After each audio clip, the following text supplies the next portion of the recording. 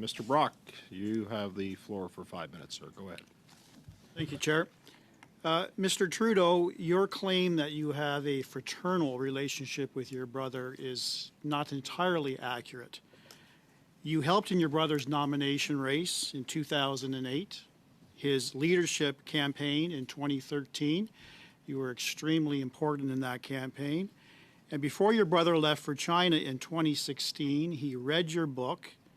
And 5 days after he returned from that trip, he showed up at a promotional event with you for your book. In those circumstances, would you agree with me that the two wealthy billionaire Chinese nationals with direct links to the communist regime influencing you was directly influencing the Prime Minister? No, I disagree with those qualifications entirely. I didn't play an important role in 2013. I wasn't involved in 2013. I helped my brother at the very beginning of 2012 when he had an embryonic team, and I helped in a very fraternal way. Thank you, Mr. Trudeau. Thank you. Just want to confirm a number of points. I'm doing some cleanup here. You only signed one donation in the Foundation's history, the now infamous $200,000 from the Beijing regime, correct? I think we've gone over this time and time again. I've even told the committee why we signed. That answer is yes. Thank you, Mr. Trudeau. Mm-hmm. You didn't question the tax receipts being sent to ultimately China, did you? I explained that tax receipts being sent to China because the donor was a Chinese citizen raises no confusion or red flags at any level. In fact, you said that, and I quote your words here, that the Millennium Golden Eagle International was a legitimate business operating in Canada. But if you exercise your due diligence, which you claim that you did, and the board did, and your organization did, you would have realized that the corporate address for this multinational corporation was in the Montreal suburb of Dorval,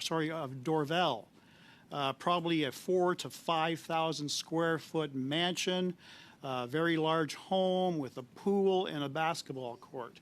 Were you aware of that? I would challenge your understanding of the corporate world of Canada. There's nothing. The corporate address of my film company is an Art Deco home on Pine Avenue. Were you aware of the I was made aware of that, and there's nothing there. Were you further aware that the address that this company listed in Hong Kong, where the original receipt went to, actually doesn't exist? That a reporter from the Globe who actually attended Hong Kong went to the address trying to make some inquiries about the operators of this company. The person who answered the door had no idea. Were you aware of that, sir? No, I wasn't aware, but I know corporate addresses are fairly irrelevant, frankly, for the nature of ownership, for the nature of taxes. Thank you. Everything is irrelevant. I get it. You didn't question the urgency of providing the donation around major political events for your brother, the Prime Minister, did you?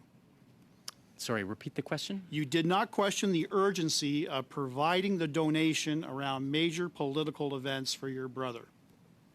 No, because there was an urgency long before my brother was in politics. You never questioned the intention of the wealthy billionaires linked directly to the communist regime who were highly interested in the scholarship of the Trudeau Foundation. You did not question that. They were not interested in the scholarship of the Trudeau Foundation. It became a condition for them to do their work at the University of Montreal. You said you expressed some concerns about the Globe story. You talked about it being simply intelligence.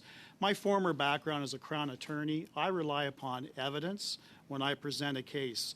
And the evidence we have here from an unnamed source from Canada's spy agency is there is actually a taped conversation between Mr. Zhang, the philanthropist that you claim is simply a legitimate businessman, and an unnamed commercial attaché at one of China's consulates in Canada discussing the possibility of your brother defeating Stephen Harper's Conservatives, forming the government, and furthermore, and more damaging, is instructions that Beijing would reimburse him for the entire amount of the donation to the Trudeau Foundation.